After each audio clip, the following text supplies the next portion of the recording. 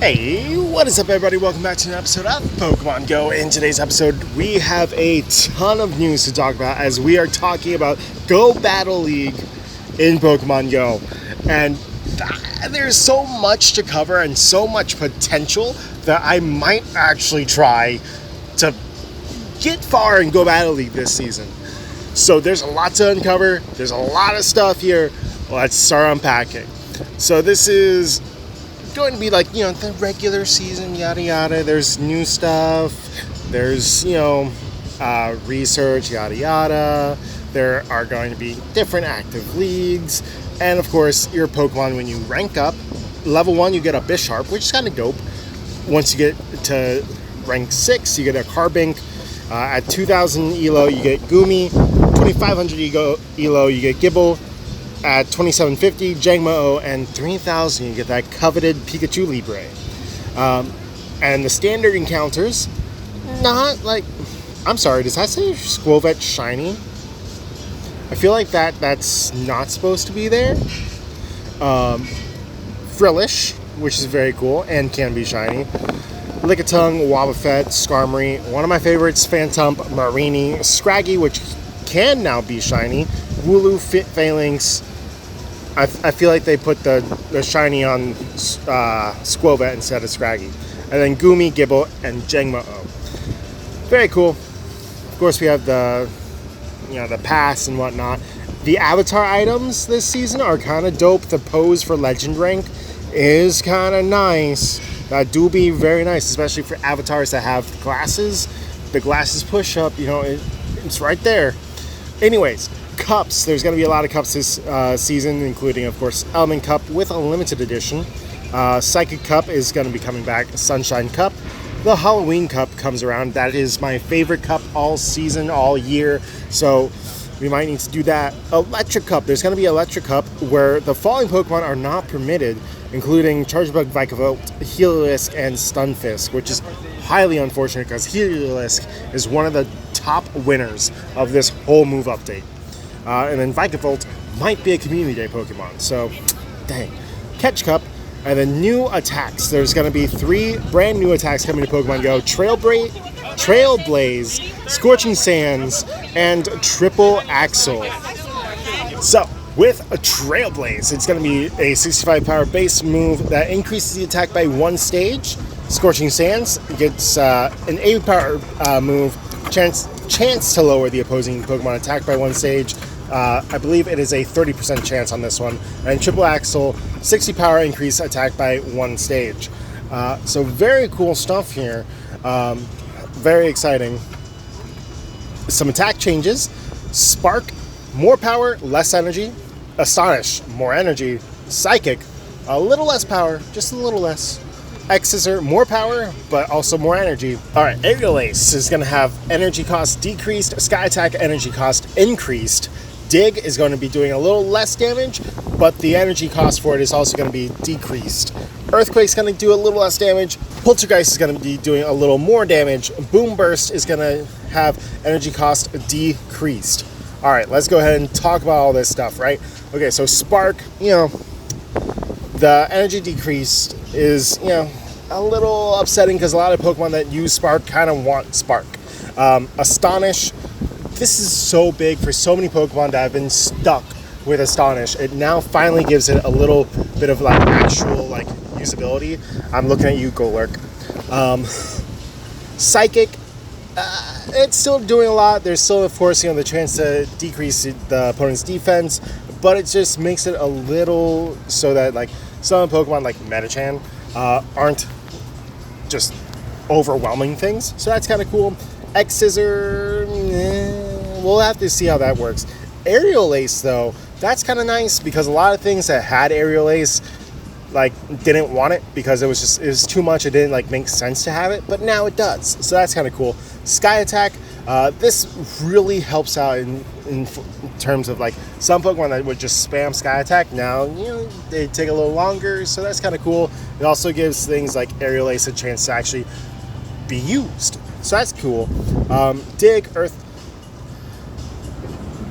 and Earthquake, I feel like this has been added so that people that get Scorching Sands, or Pokemon that get Scorching Sands, might actually want to use it.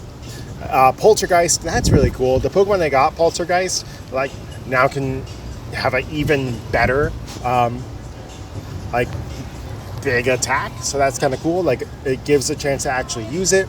And then Boom Burst. Still no. Anyways, attack availability updates. Wow. Okay, so as far as the attack availability updates, over 95 Pokemon have been affected. So there is a lot of things to talk about here. Big winners. The Magnemite family getting Volt Switch is huge. Magnezone is going to be the biggest winner out of these, but Magneton also very cool. It is kind of a niche pick most times. You want to use Magnezone anyways, so giving it Volt Switch definitely gives it a better chance to actually be used. And then Regieleki getting Volt Switch gives it a nice electric fast type move to actually want to be used, so that's very cool. Swalot getting Mudshot as well as Greedent getting Mudshot are both huge wins for both of these Pokemon, giving it so much better usage. Greedent picks up a whole bunch of wins, and Swalot just almost doubles its win amounts because Infestation was just so bad, and that was its best fast move. Now with Mudshot and its wide range of charge moves, as well as being a relatively tanky Pokemon, absolutely gives Swalot such a huge win. We also get things like Krogunk and Toxicroak getting Mudshot, which normally you're not going to use, but in like a poison heavy meta could be very interesting. We get some more big winners with Onix and Steelix both getting Breaking Swipe. Onix, this gives it some wins in Little Cup, which is really cool, but Steelix is going to be getting many wins with this. It makes it so good. And then we have things like the combination of Breaking Swipe with Psychic Fangs, and you're just the ultimate stall, being able to decrease both attack and decrease defense, and then its bulk is just crazy. Pair this with a Shadow Steelix and giving it that extra offensive availability is crazy, giving it lots of wins in both Great, which is crazy because it used to not be used in Great League that much, and now also giving it a lot of wins in the Ultra League. And then we get Rhydon and Rhyperior both also getting Breaking Swipe. Rhydon, not much to talk about here, but Rhyperior actually does pick up some wins in, I believe, Master League over some Pokemon, but it's still a bit of a spicy pick. We then get Sceptile getting Breaking Swipe, which is a straight up win over Dragonclaw, dealing the same, I think it costs the same amount of energy with a little bit more pop is what I want to say. And then of course getting that chance to, is it decrease? And then of course, you know, if you get the second, and then of course the secondary effect of Breaking Swipe, just giving it some very interesting, you know, niche, as well as if we ever get the Mega Cup back again, that's going to be super cool. Am I still recording? Still recording. Heliolisk is the absolute biggest winner of this whole attack availability update, giving it twice as many wins in both Great League and Ultra League, going from a spice pick to potentially a new meta Pokemon, which is crazy. Heliolisk loves this move, and I'm very excited to see Heliolisk as well as use a Heliolisk. Regidrago gets Breaking Swipe. I feel like they just wanted Regieleki and Regidrago to be usable. So we'll see how this works. Excelgor getting Water Shuriken is just a straight up win. Very excited to use Water Shuriken on my Excelgor, and I'm excited for Excelgor. It very much appreciates this. Hitmonlee, Mienshao, Incineroar, Riolu, Lucario are all getting Blaze Kick. The biggest winner out of this group is actually Riolu in the Little Cup. Riolu in Little Cup now gives it some interesting moves. It picks up some wins against bug and grass type Pokemon that used to give it some trouble, being that it used to basically rely on cross chop only, but now cross chop, Blaze Kick, kind of dope. Mienshao and Hitmonlee don't really get used too much, but Blaze Kick does give them a little spice, little spice there. Incineroar still prefers Flame Charge in most circumstances, but Blaze Kick is also very nice. Golisopod, Krabby, Kingler, Corphish, Crawdont, Shelder, Cloyster, Barbaracle, all getting a Razor Shell. A lot of these Pokemon, they enjoy this, but it's not like anything crazy. A lot of these are generally spicier picks anyways. The biggest one is probably going to be Cloyster and Barbaracle getting Razor Shell. Just, again, for those spice picks, giving it just another option. We get Magical Leaf. Magical Leaf is being given to a lot of Pokemon. Basically, most things that get Magical Leaf only want it if they don't already get a better Grass-type move. Vine Whip and Bullet Seed still are better in most circumstances. The biggest winner is going to be Bayleaf, which will now prefer Magical Leaf over its current moveset of Razor Leaf. But yeah, Bullet Seed is just so good. Vine Whip is really good for a lot of these Pokemon. And then things like Miss Magius and Mr. Mime who get Magical Leaf is really going to be more of a spice pick than anything else.